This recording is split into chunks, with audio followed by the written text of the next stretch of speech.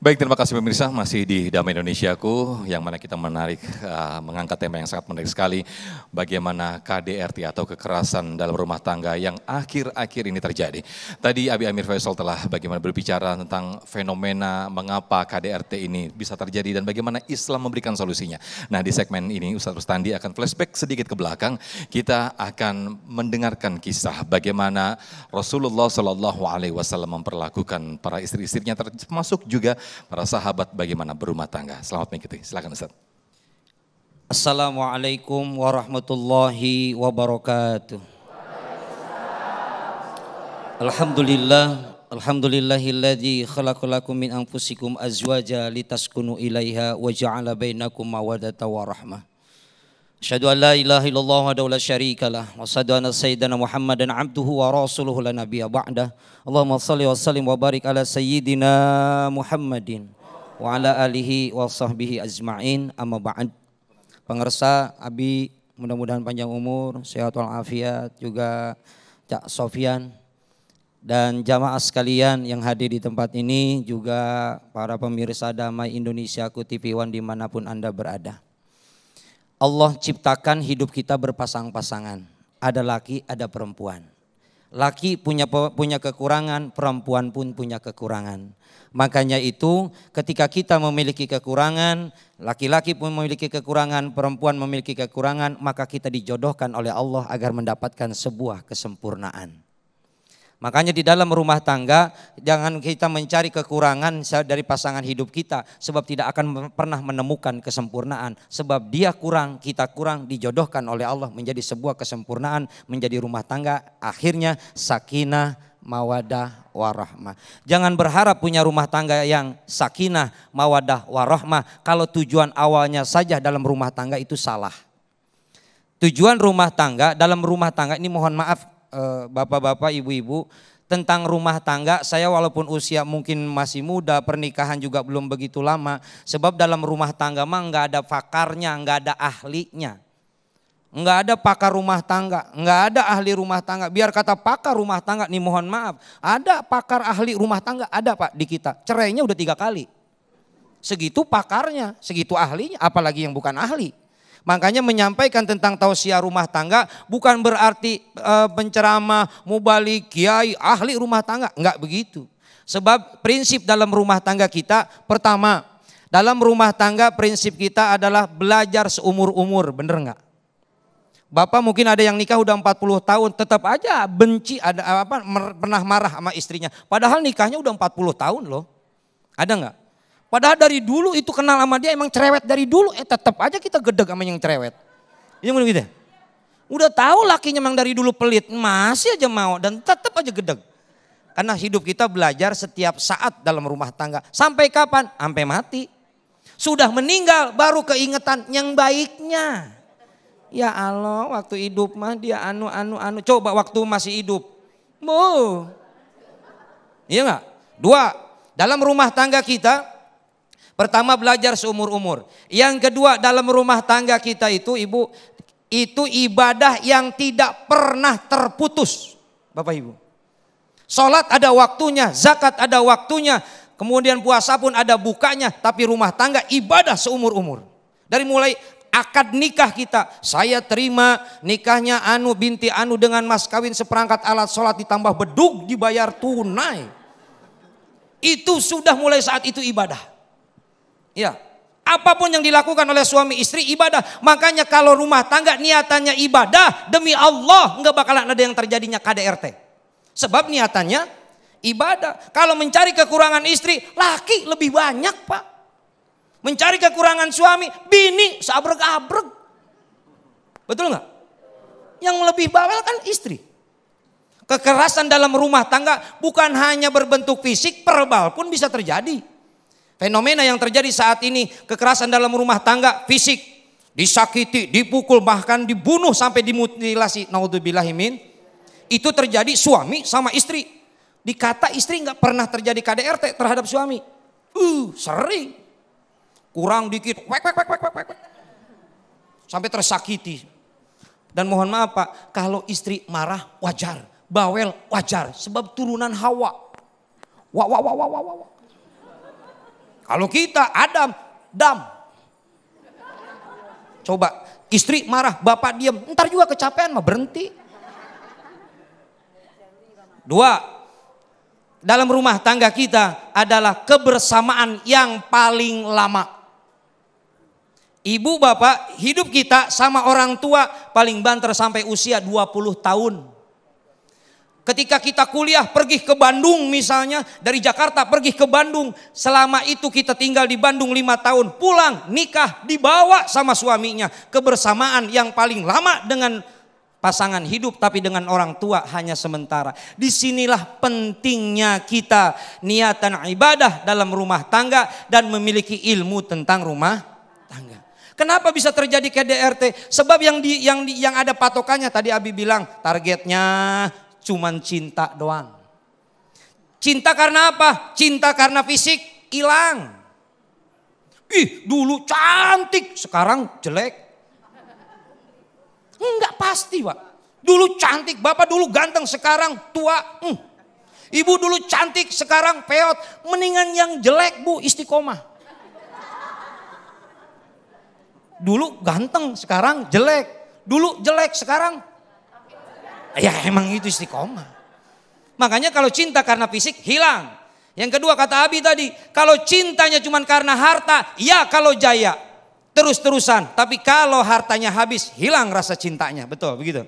Betul begitu. Makanya cinta yang abadi, catat buat status, catat buat status. Catat buat status. Cinta yang abadi bukan ketika pasangan di puncak kejayaan, tapi cinta yang abadi mendampingi ketika mendaki puncak kejayaan. Status. Kenapa bisa terjadi hal seperti itu? Kita lepas dari akhlaknya Rasulullah dalam rumah tangga. Enggak ada yang benar sebenar-benar Rasulullah dalam rumah tangga.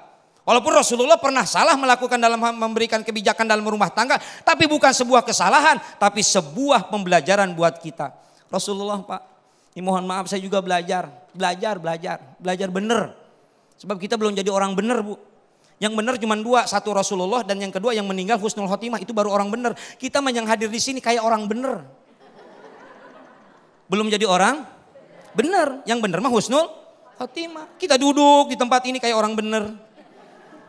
Pengen jadi orang benar, makanya tempatnya di tempat yang benar. Ngedengerin ceramah dari ustadz yang kayak orang benar. Padahal mah lagi belajar benar. Dalam rumah tangga saya belajar benar. Rasulullah, nih ini akhlak Rasul. Subtema kita tentang akhlak Rasul dalam rumah tangga. Rasulullah kalau malam ngobrol suami istri. Siti Aisyah diajakin ngobrol sebelum tidur. Ibu suka begitu sama suami? Suka begitu? Enggak. Bapak suka begitu sama istri? Oh, pantesan dijodohin ya. Rasulullah nggak pernah membebankan istrinya dalam hal pekerjaan, dibantu pekerjaan istri sama suaminya. Suka begitu, Pak? Enggak juga. Malah kadang-kadang mohon maaf, Pak, istri kita terhormat, anak terhormat, ketika rumah tangga jadi pembantu. Kerjaannya cuma sumur, dapur, kasur, dapur, kasur. Makanya lebih tua lu. Sebab gak pernah keluar, kalau bapak-bapak keluar. Rasulullah bantu, kata Siti Aisyah. Malah Rasulullah SAW sering manggil istrinya dengan panggilan sayangnya. Kita yang sering dengar apa? Siti Aisyah dipanggil apa? Humairah. Ya Humairah. Ada panggilan Siti Aisyah waktu kecil, Uwais panggil tuh. Kalau kita apa sih? Babe. Boleh beb. Panggilan saya Aa. Ayam beb. Aa. Ada apa Ii? Mules A. Itu. Ya. Papa. Mama. Panggilan saya Papa. Suaminya dari kecil sampai tua nggak bisa jalan Papa. Nggak apa-apa panggilan sayang kita. Ada orang Betawi itu. Apa tuh Bi kalau orang Betawi? Babalu. Mak lu. Nggak apa-apa orang romantisnya begitu. Kalau orang Sunda, emak sia. Bapak sih nggak apa-apa. Ya, daripada makan sama genjer sama kangkung tiap hari manggil papi kan jelek. Tapi romantis. Mending romantisnya begitu, ya sudah begitu. Yang penting ada romantis. Dengerin Bu, dengerin. Haram seorang istri manggil nama suami, nggak boleh. Udin, nggak boleh. Panggil panggilan sayang suami kita apa? Bentuk supaya ada keharmonisan di antara kita. Rasulullah tuh kayak begitu manggil istrinya, manggil suaminya. Rasulullah nggak pernah dipanggil nama sama istrinya Muhammad, nggak pernah. Ya Rasulullah, ya Nabi Allah, jabatannya saking harus takzim sama seorang suami. Ibu suaminya RT, ya RT. Nggak boleh manggil nama. Ini ketawa-ketawa tapi mikir nih ya. Kenapa? Biar ada keromantisan, biar ada kerukunan dalam rumah tangga, terhindar dari KDRT. Coba. Makanya dalam rumah tangga ikuti Rasulullah Sallallahu Alaihi Wasallam. Rasulullah, Pak nih, Pak. Itu kalau nggak bapak-bapak kurang tapi fokus, Pak. Rasulullah sering banget ngajak istri-istri beliau makan di luar. Ibu suka? Kalau nggak punya duit cukup bawa tikar di luar. Mah, ayo kita makan. Ayo, udah siap dandan. Nggak tahu dia bawa tikar ngegelar di teras. Makan di luar, Pak. Untuk apa? Keromantisan. Tuh, Pak. Rasulullah akhlaknya kayak begini. Rasulullah, Ibu, punten, Bapak. Rasulullah sering tidur di pangkuannya Siti Aisyah. Pernah, Pak, tidur di pangkuan bini? Nyariin kutu. Gak. Itulah Rasulullah romantisnya. Rasulullah, Pak, Siti Hafsah mau naik ke onta, enggak sanggup Siti Hafsah naik ke onta. Rasulullah kakinya diinjak oleh Siti Hafsah sampai naik ke atas ontanya. Kenapa? Itulah keromantisan laki-laki menjaga muruahnya seorang wanita. Bukan ngangguk-ngangguk, mikir, Pak. Ya. Sebab kita wanita, seorang wanita perlu dilindungin oleh seorang laki-laki. Makanya itu penting buat kita akhlak dalam rumah tangga, ikuti Rasulullah Sallallahu Alaihi Wasallam. Rasulullah nggak pernah mukul. Makanya Rasulullah bilang apa? Ya, kalau dalam kenyataan kita jangankan membunuh, memukul, membentak saja Rasulullah tidak pernah. Saya coba belajar untuk itu. Ini rumah tangga apa arena persilatan? Yang ini nunjuk, yang itu nunjuk, yang ini nabok, yang ini Allah. Mudah-mudahan kita semua dilindungi oleh Allah Subhanahu wa taala. Amin, amin ya rabbal alamin. Terima kasih Ustaz Rustandi, Masya Allah, yang telah mengisahkan bagaimana Rasulullah Sallallahu Alaihi Wasallam bersikap lemah lembut kepada istri-istrinya. Bahkan diriwayatkan Rasulullah Sallallahu Alaihi Wasallam pun tak segan menjahit kainnya sendiri yang sobek. Nah, kita akan elaborasi di segmen 3 nanti, segmen tanya jawab, di mana para jamaah sudah mempersiapkan pertanyaan atau mungkin juga sekaligus curhat bagaimana perlakuan suami dan juga istri yang insya Allah nanti akan jawab oleh guru-guru kita. Tetaplah bersama kami di Damai Indonesiaku.